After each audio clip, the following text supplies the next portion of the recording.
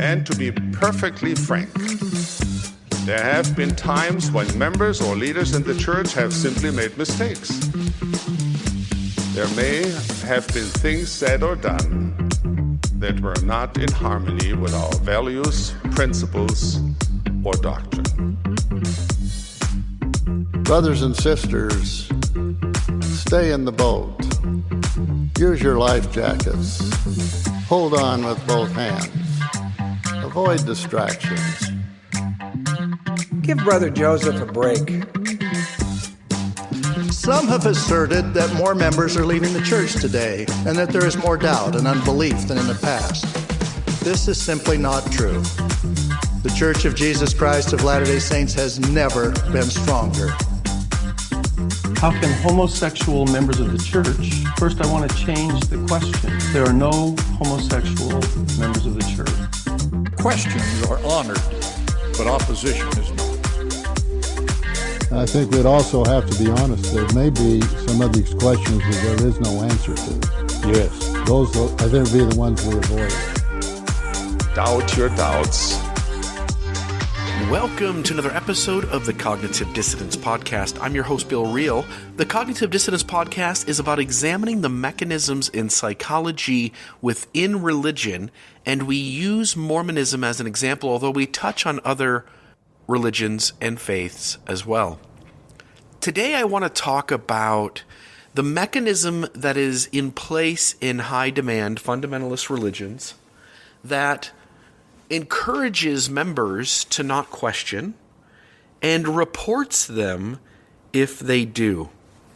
And so this is important because, and the other thing too is in future episodes, we're going to begin diving into cognitive development, faith development, and helping all of us see the transition from an egocentric perspective, which is where we start off when we're born as babies, and then moving through to ethnocentric, and then world-centric, and then cosmic-centric, and using that as a backbone for development and understanding the tribal mechanisms or even the individual mechanisms in our brain that are in place as we make that transition. But I say that because when we are in an ethnocentric space, we love our tribe. Our tribe is everything. Our tribe is the right tribe.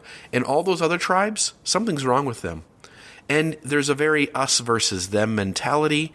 And we see the world in a very binary way. Black and white, us and them, good and bad. In an ethnocentric perspective, we're very loyal to the tribe. We want to fit in with the tribe. We want the tribe to see us as loyal to it. We want to make sure that others are staying within the rules and boundaries that our tribe has set. And so in that ethnocentric space, that's where high demand fundamentalist religions thrive. And I can't remember who it was, but somebody once said that a cult is a group who can't let you leave with your dignity. And I think that's important to note in this episode, that high demand fundamentalist religions, it's crucial to them that they paint it as there is no good reason. There's no good reason somebody would leave our tribe. And hence our story, our narrative, the things we tell ourselves around those who leave, they are stories full of why that person fell off the path, that person was lost, that person did something wrong. And in these groups, we also have a mechanism for reporting people, tattle telling on people, turning in people who question our tribe, who question the beliefs of our tribe, question the healthiness of our tribe, and we have these mechanisms in place to get rid of people and to paint them as bad, evil, less than, flawed, weak at the exact same time. And you'll notice in most religions, so say I'm a Methodist at the Methodist church down the street, if I choose to leave that church and to attend some other church, Methodism has gotten to the place where it is no longer using mechanisms to make someone feel less than for walking away from that particular worship style. And so you could leave the Methodist church down the street from you and find the Baptist church 3 blocks away, and nobody, at least not institutionally, the group as a whole is not guilting you or shaming you for having done that. Now, you still might have a few members who are in that ethnocentric perspective deeply and deeply loyal to their tribe who still make comments and say things. And we all know people within groups who do that. So if we take, for instance, Scientology, right? Scientology instructs its members that when somebody questions or somebody comes across material that seeks to expose Scientology for what it is, Scientology has mechanisms that require family, in order to show their loyalty and to remain in the faith, to turn in their family members who are questioning or coming across critical material. They then take these people and say, now you have to go through this reporting system where they hook you up to this e-meter, right? And you have to sit with another person, and they're going to question you about the critical material you've come across, about the things you've said to friends and family, about the questions and doubts that you have in your mind. And so Scientology has this process which gets the tribe to tattle tell and singles you out in a way as to shame and marginalize you in order to compel you to stay in line and not question and not doubt. Jehovah Witnesses have this same type of mechanism within their faith.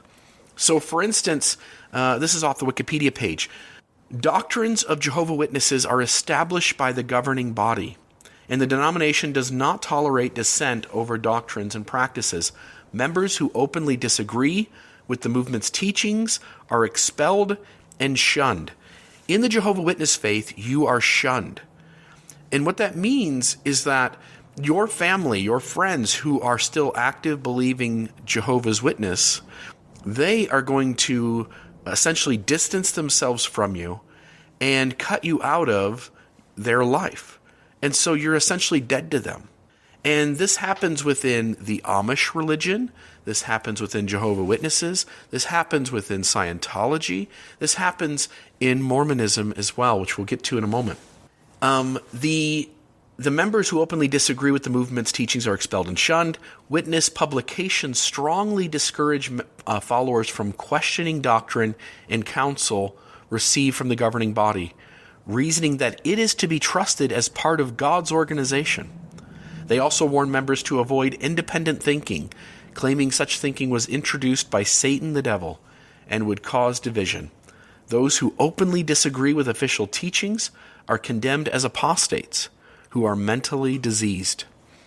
So there's a lot of negative connotation on questioning and doubts, and there are systems in place that report people, turn people in, and create the shame and marginalization and distance of those who have come across or talking about or asking about the critical side of the conversation. All of these high demand fundamentalist religions, in one way or another, dissuade members from looking at information on the internet. And while Mormonism, I think on the surface says any education is good. We should read from the best books. We should study it out in our mind. Mormonism also has conversations in its general conferences where it speaks down on and belittles the search on the internet for information that doesn't come from the church itself. And so you see there's almost a mocking of people who learn things on the internet that are from outside of church sources.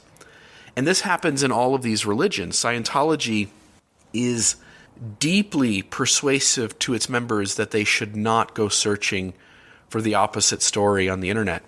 Jehovah's Witnesses are deeply persuaded to stay away from the internet and not search for for stories that are contradictory to it. And again, there's the shaming and marginalization. In Mormonism, in its manuals, we tell stories of members who no longer were Mormon and stopped believing. And we tell stories that essentially make fun of them and belittle them and mock them for being less than in lots of different ways.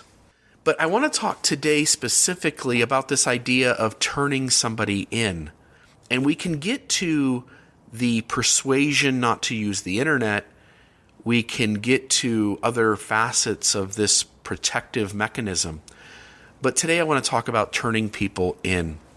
And we see this, if we watch Leah Remini and we watch the conversations that go around Scientology, we see very easily the moment you begin to ask questions and have doubts about the faith, there are mechanisms in place within Scientology that have its members turning you in. Some of this is very informal, in that the institution teaches its members that doubts are bad, that contradictory information is a lie, that it comes from a negative source, and hence we have to protect ourselves from that kind of exposure. So that creates a natural, ethnocentric, loyal mechanism that wants to protect the tribe, because you're part of the tribe, I'm part of the tribe, we need to fit in the tribe is counting on us. But some of these mechanisms are also very formal, in that there are groups created in order to seek out those who are exposing themselves on social media and other public venues as people who are raising questions or who have doubts. And so we'll focus here on Mormonism. Mormonism does this two ways. The informal is that it instructs its members not to trust the internet if it's an outside source. It teaches its members that most of what is online that contradicts the church is half-truths, it's deception, it's misleading, it's not being honest and fair. It teaches that questions are good, and by questions, they've defined it specifically as questions where you receive answers that lead you back to faith, and that doubts are bad.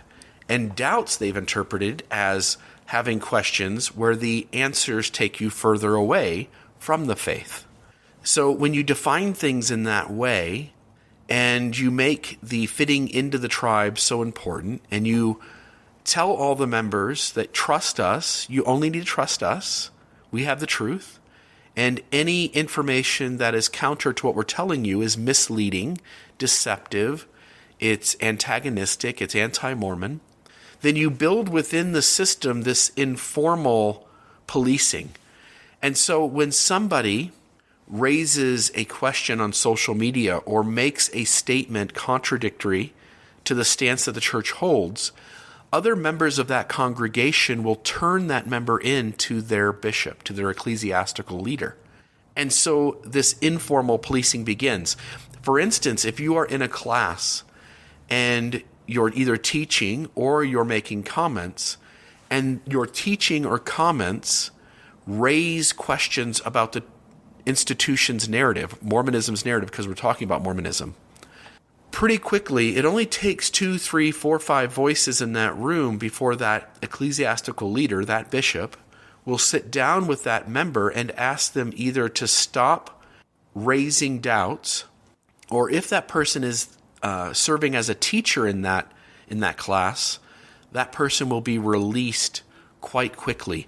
Even if 80% of the class is enjoying the lessons and is feeling enlivened by these new discussions and feel like they're learning new things, the ecclesiastical leader has this social pressure on him. It's not a manipulative motive on his part.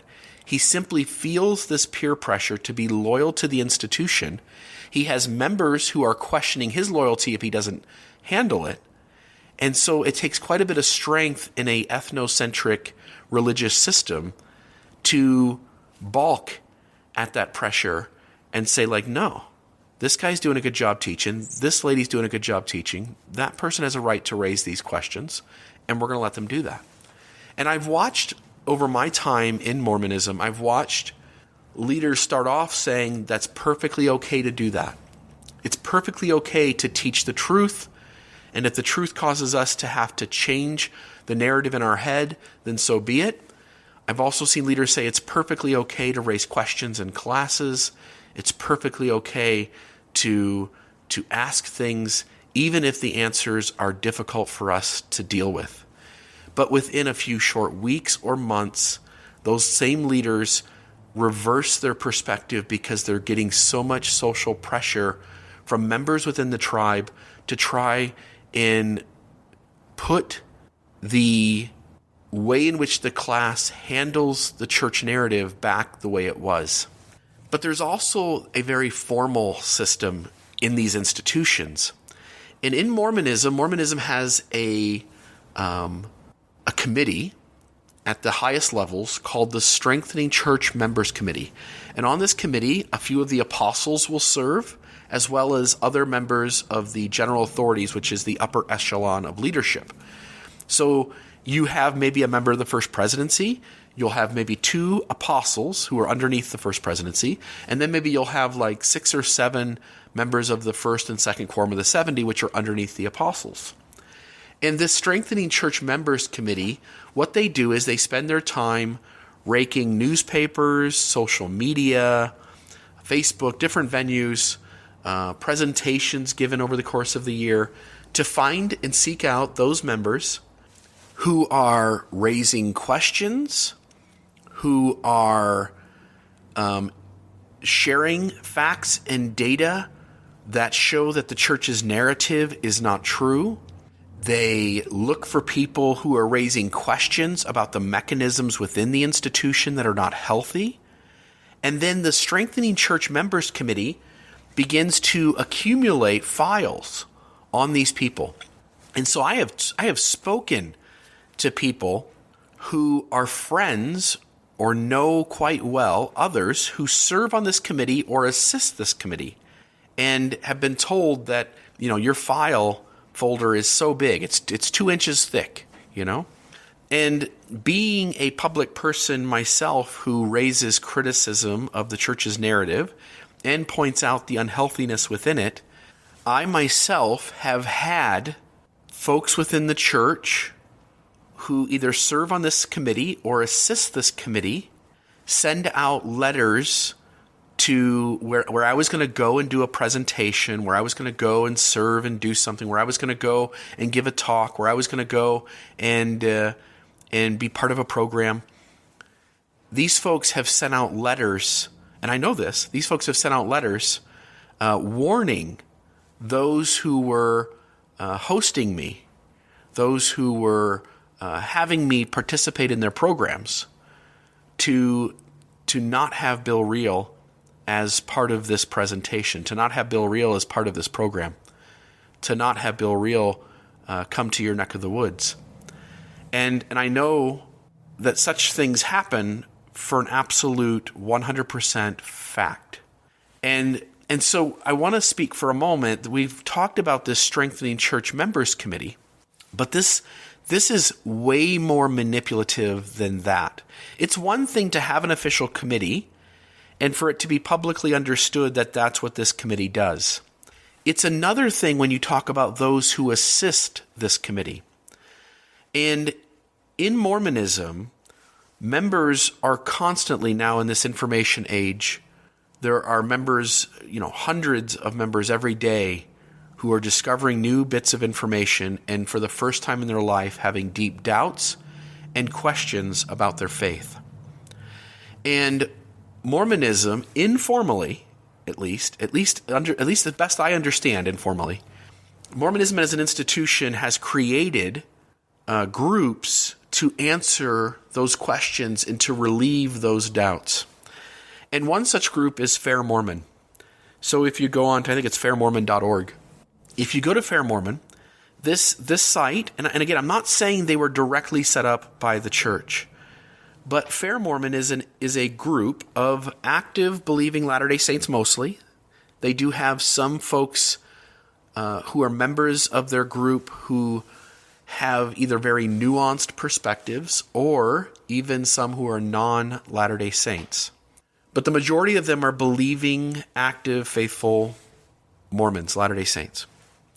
And as far as I know, the church never behind the scenes set them up, but they acknowledge that Elder Neil A. Maxwell made a statement once along the lines that a critic should not get a free pass. No uncontested slam dunks.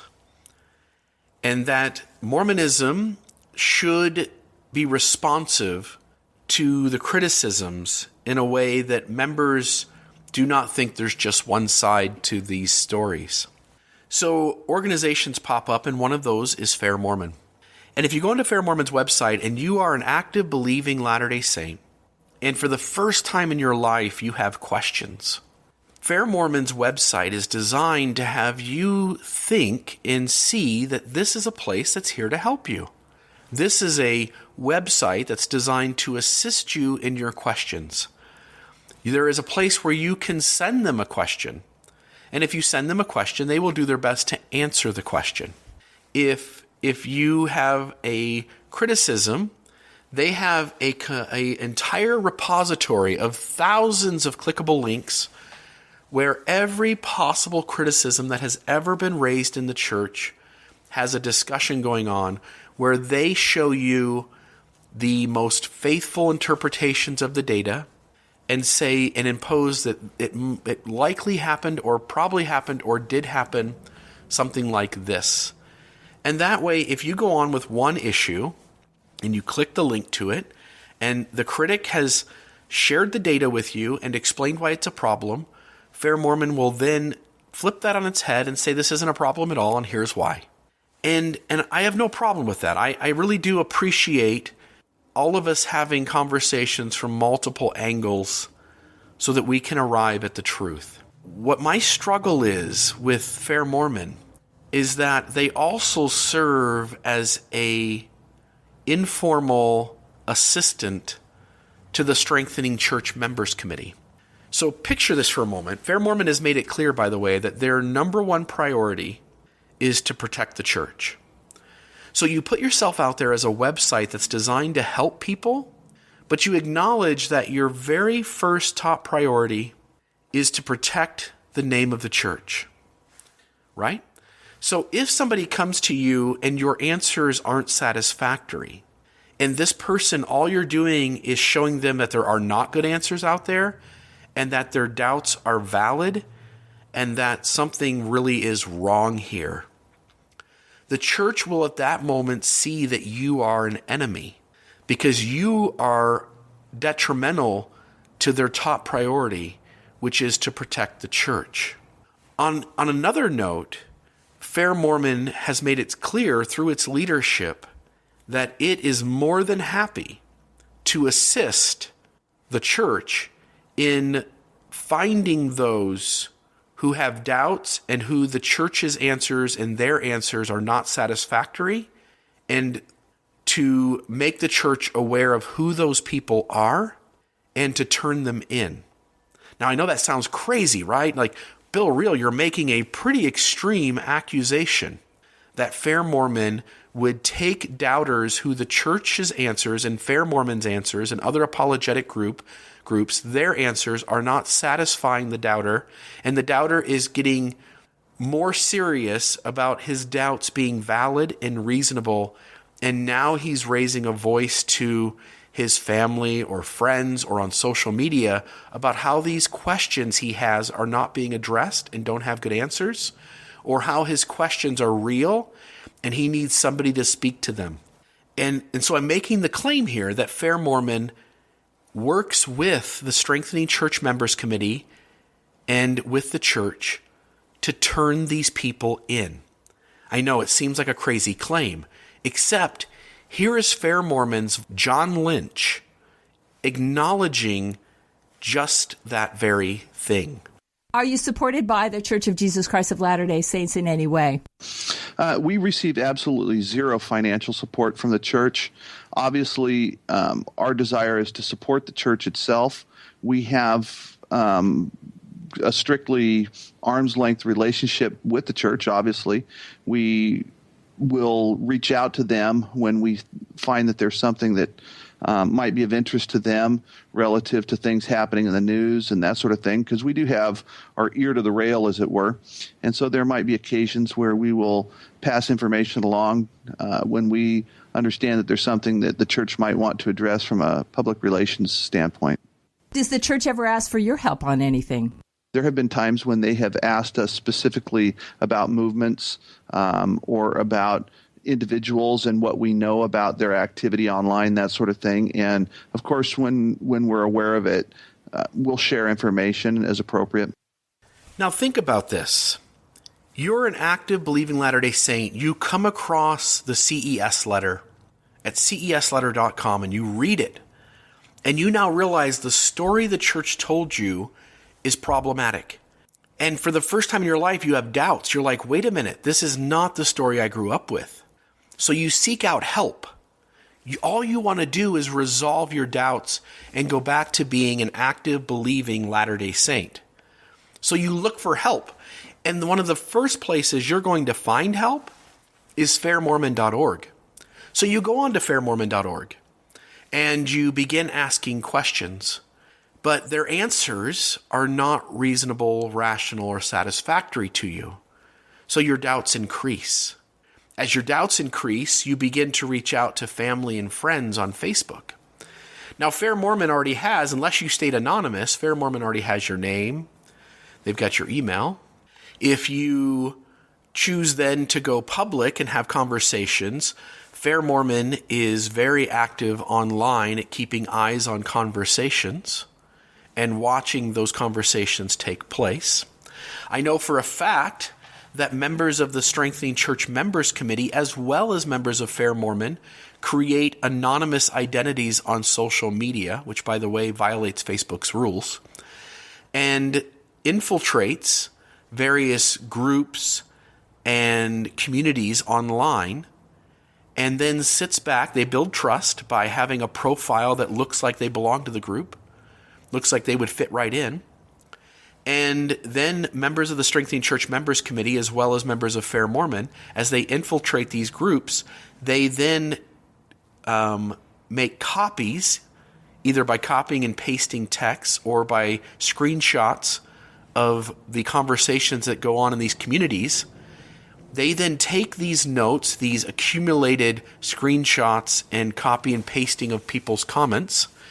They then produce for the church a accumulated total of all of this, and then send these dossiers back to the church, back to local leaders of that person, as well as informing anybody who they think needs to know about the threat that this person is to the narrative of the church. They then send it on to them. Now, I speak here out of knowledge firsthand of much of this, as well as knowing folks who can verify other parts of what I'm just saying. So at the end of the day, again, I understand somebody running into doubts for the first time is naive to this system, and there's no way to warn them that if they don't come back into orthodoxy or at least into loyal belief, that FairMormon will absolutely see that person as part of the problem in their need to carry out their first order of business, which is loyalty to the institution of Mormonism. And so today on the Cognitive Dissidents Podcast, what we wanted to do was to help you see that these religious systems, these high-demand fundamentalist religions, have these mechanisms to protect itself and shield themselves. And one of them is that formally and informally, they make it clear that when someone doesn't fit in the tribe and someone is raising questions and doubts about the tribe, when someone is telling others that that tribe's information is not correct and not healthy, that there are mechanisms in place to turn those people in and then to get the tribe to distance themselves from them. That is today's episode of the Cognitive Dissidents Podcast. I'm your host, Bill Reel. Don't stop thinking. Don't stop exploring. And to be perfectly frank, there have been times when members or leaders in the church have simply made mistakes. There may have been things said or done that were not in harmony with our values, principles, or doctrine. Brothers and sisters, stay in the boat. Use your life jackets. Hold on with both hands. Avoid distractions. Give Brother Joseph a break. Some have asserted that more members are leaving the church today and that there is more doubt and unbelief than in the past. This is simply not true. The Church of Jesus Christ of Latter-day Saints has never been stronger. How can homosexual members of the church? First, I want to change the question. There are no homosexual members of the church. Questions are honored, but opposition is not. I think we'd also have to be honest. There may be some of these questions that there is no answer to. Yes. Those, I think, would be the ones we avoid. Doubt your doubts.